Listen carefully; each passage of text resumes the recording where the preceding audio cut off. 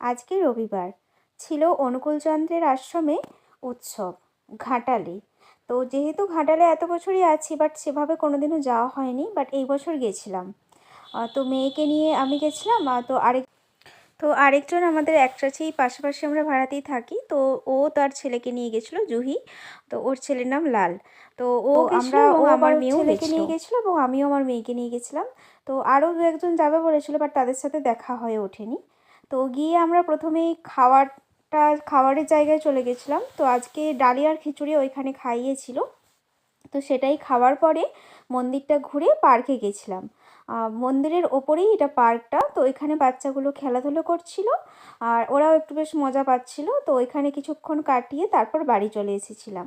তো বাড়ি এসে সন্ধেবেলা পুষ্প মেলাতে গেছিলাম, যেখানে হচ্ছিল কিনা পিঠেপুলি উৎসব। তো এতটাই ভিড়, ভালো করে সেভাবে ছবি তুলতে তো পারিনি।